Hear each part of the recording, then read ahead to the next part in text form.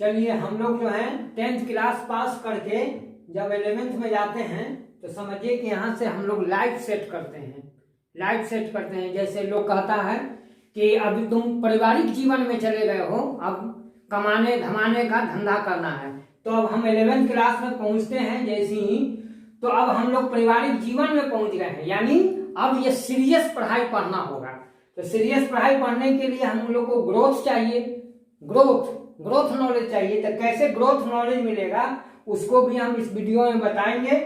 लेकिन इसके पहले आप फिजिक्स का 11th क्लास में सिलेबस में क्या क्या पढ़ना है वो यूनिट वाइज आपको लिखा गया है, और ये चीज एनसीईआरटी बुक में भी आपको ज्यों का त्यों मिलेगा। जैसे unit 1 physical world, unit 2 kinematic, unit 3 law of motion and friction, unit 4 work power energy and collision, unit 5 centre of mass rotational dynamics, unit 6 gravitation, unit 7 properties of matter, unit 8 thermodynamics, unit 9 kinematic और unit 10 wave and oscillation. ऐसा नहीं कि हम लोग को unit 10 पढ़ लें तो कोई नॉलेज नहीं होगा, यूनिट 9 पढ़ लें कोई नॉलेज नहीं होगा। ये सिलेबस बनाने वाले बहुत विद्वान आदमी हैं, जो स्कॉलर लोग होते हैं वो सिलेबस बनाते हैं। पहले उन्होंने फिजिकल वर्ल्ड को ही क्यों रखा, सेकंड में काइनेमेटिक को ही क्यों रखा, तो इसके पीछे कुछ ना कुछ रीजन जरूर होता है। तो पहले इसका नॉलेज हो जाएगा तब आपको इसका नॉलेज होगा, इसका नॉलेज होगा तभी इसका नॉलेज होगा, इसका नॉलेज होगा तभी इसका नॉलेज होगा। ये सिस्टमेटिक ढंग से सिलेबस को तैयार किया जाता है, और इसी सिस्टमेटिक ढंग से आपकी एनसीईआरटी बुक भी तैयार किया गया है। चलिए हम लोग अब सिलेबस के अकॉर्डिंग पढ़ें। यूनिट 1 में फिजिकल वर्ल्ड नाम रखा गया है यूनिट 1 का। तो फिजिकल वर्ल्ड माने फिजिकल वर्ल्ड, भौतिक दुनिया। तो भौतिक दुनिया को समझने के लिए सबसे पहले हम लोग साइंस क्या होता है, विज्ञान क्या होता है, उसको हम लोग जाने। तो the knowledge which man has gained through the observation and experimental when organized systematically is called science।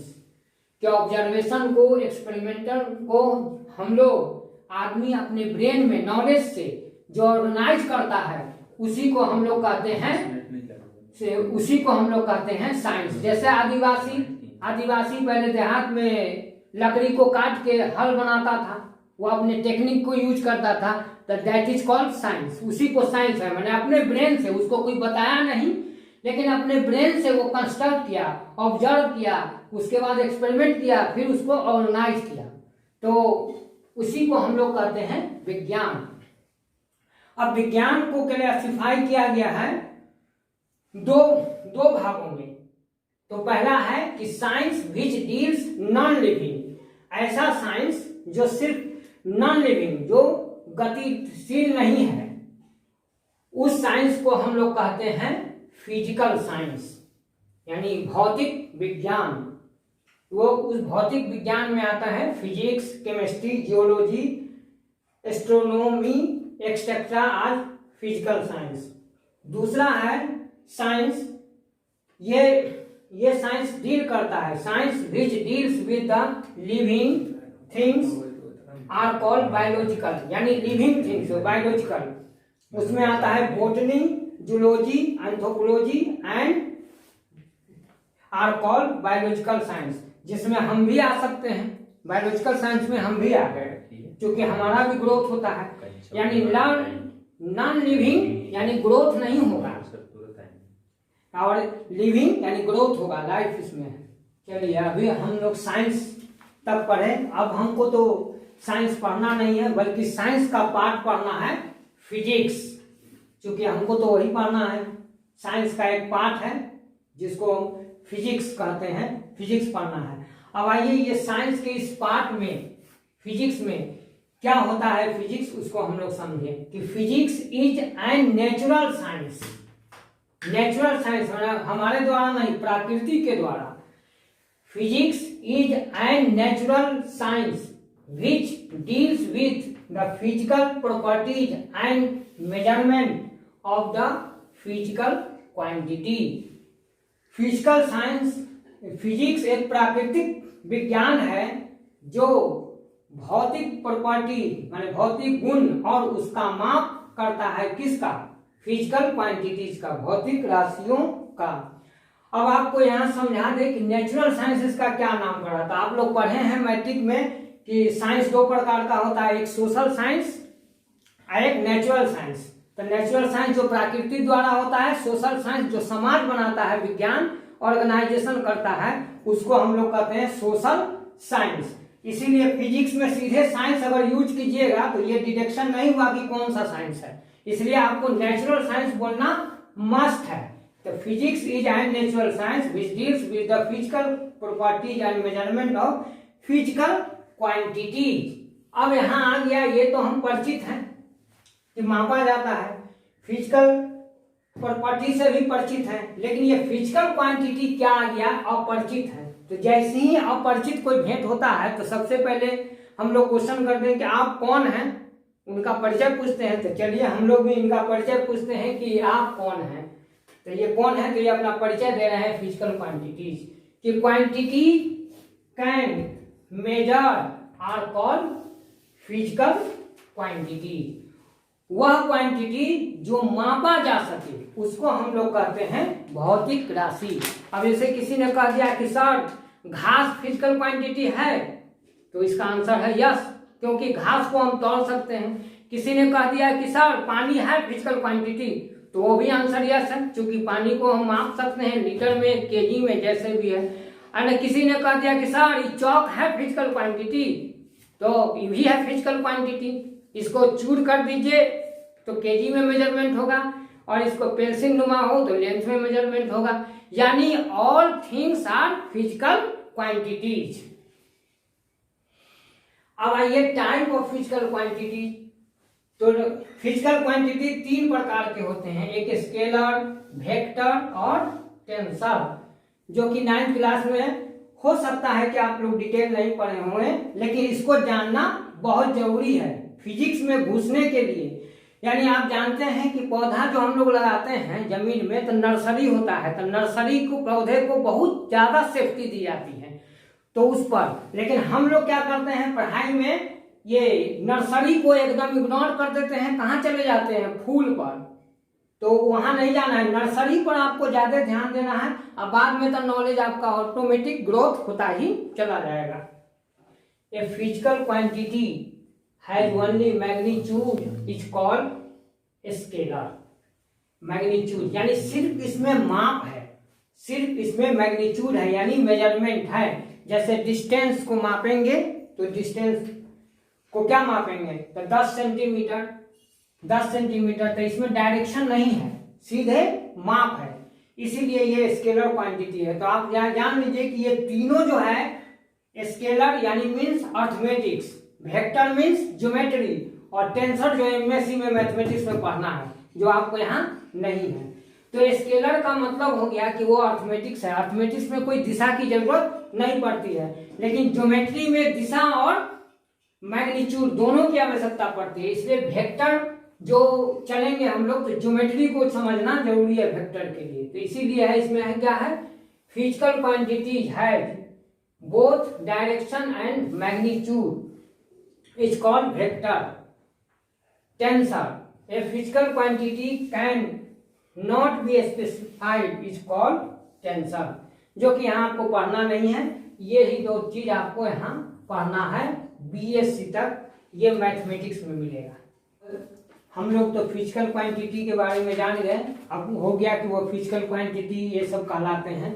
अब इनका हम लोग मेजरमेंट कैसे करेंगे, मापेंगे कैसे? जैसे उदाहरण के तौर पर ये समझ लीजिए कि जैसे क्लास में परीक्षा होता है, क्लास में पढ़ाई हो रही है और मान लीजिए 100 बच्चे हैं। अब उस 100 बच्चे ने कितना नॉलेज खींचा उसका हम लोग मेजरमेंट करते हैं। तो मेजरमेंट करने के लिए क्या करते हैं? ये सभी लोग जानते हैं कि टेस्ट होता है, या एग्जामिनेशन होता है, या परीक्षा होता है। मान लीजिए बच्चों का परीक्षा ले लिया, तो कभी कभी टीचर करते हैं क्या कि इस बच्चे की कॉपी उस बच्चे को, इस बच्चे की कॉपी उस बच्चे को दे देते हैं, तो उस बच्चे का वो क्या बन गया, एग्जामिनर। उस बच्चे का क्या बन गया, वो एग्जामिनर। तो ऐसा तो नहीं किया गया कि कॉपी किसी गधे से नपवाया गया, या किसी बकरी से जांच करवाया गया, या किसी जानवर से तो जांच नहीं हुआ, यानी बच्चे ने बच्चे का मेजरमेंट किया। तो उसी टाइप से इसमें भी फिजिकल क्वांटिटी में से ही फिजिकल क्वांटिटी को नापने के लिए 7 को चुन लिया गया। 7 फिजिकल क्वांटिटी को चुन लिया गया कि आप लोग अदर फिजिकल क्वांटिटी का मेजरमेंट करेंगे।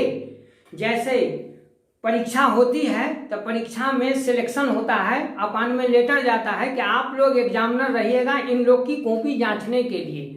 तो जो जिनकी कॉपी जांची जाती है उसको एग्जामिनी कहते हैं, और जो जांचता है उसको एग्जामिनर कहते हैं। यानी सब एग्जामिनर नहीं बन सकता है, कुछ सिलेक्टेड एग्जामिनर बनते हैं। लेकिन एग्जामिनर कौन होते हैं, टीचरे में से होते हैं, ऐसा नहीं तो दूसरे नहीं ना होते हैं।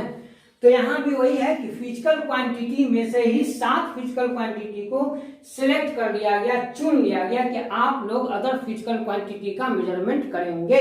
तो वो कौन लोग हैं, या इनसे परिचय हो लीजिए। मास को सिलेक्ट किया गया, लेंथ को किया गया, टाइम को, थर्मोडायनेमिक्स टेम्परेचर को सिलेक्ट किया गया, इलेक्ट्रिक करंट को सिलेक्ट किया गया, अमाउंट ऑफ सब्सटेंस को, और ल्यूमिनस इंटेंसिटी को। ये 7 को सिलेक्ट कर लिया गया कि आप लोग अदर फिजिकल क्वांटिटी को मेजरमेंट करेंगे।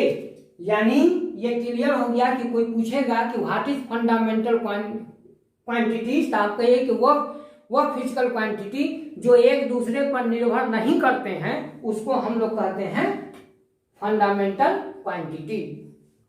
चलिए, quantities independent from each other is called fundamental quantity. Derived quantity, physical quantities derived by using fundamental quantities are called derived quantity।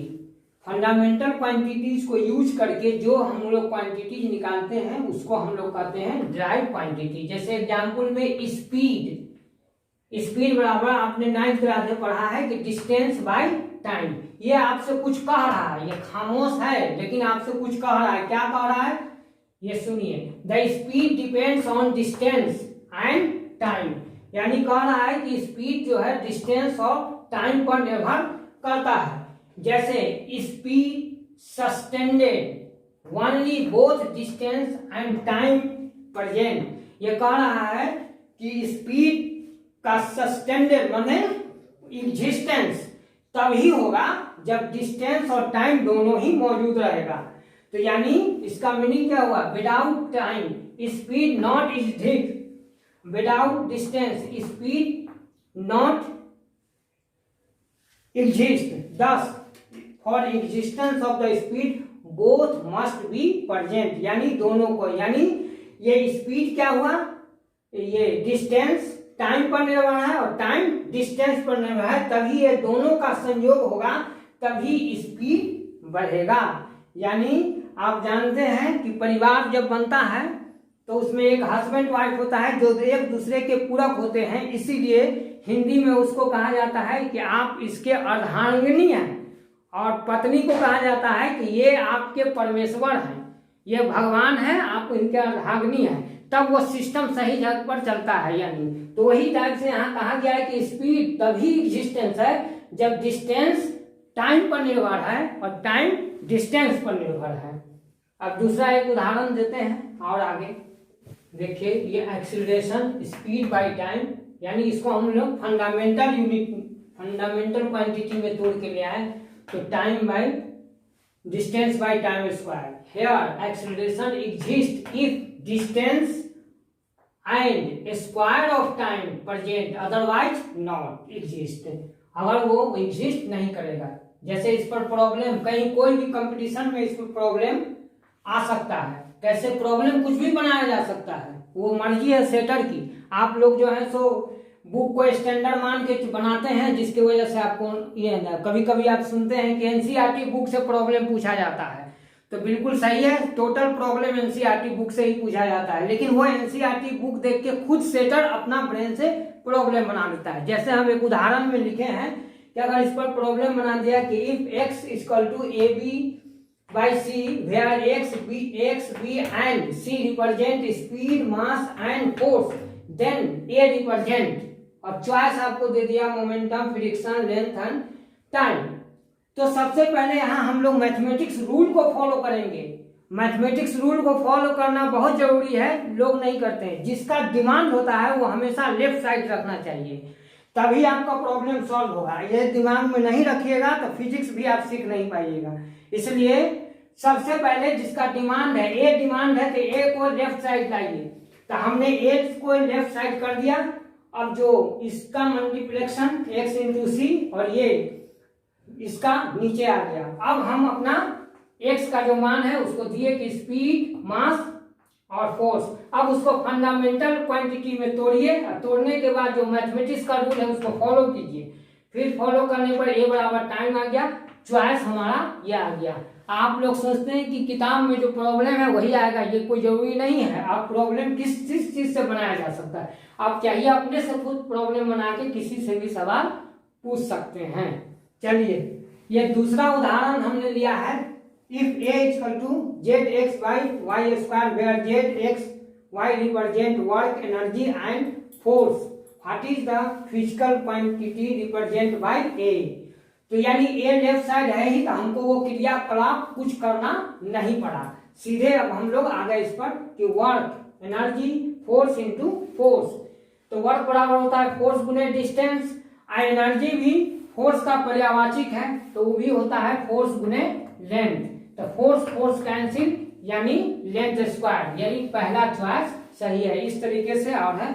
और अप टू डेट प्रॉब्लम, जो रिसेंट प्रॉब्लम, नए problem को बनाने के लिए आप चाहें तो इस बुक को खरीद के बनाइए। उसमें रिसेंट प्रॉब्लम है, 2020 में ये पब्लिश हुआ है, अभी 2020 के जनवरी में, कि new approach of physics, numerical in physics by M Suleman.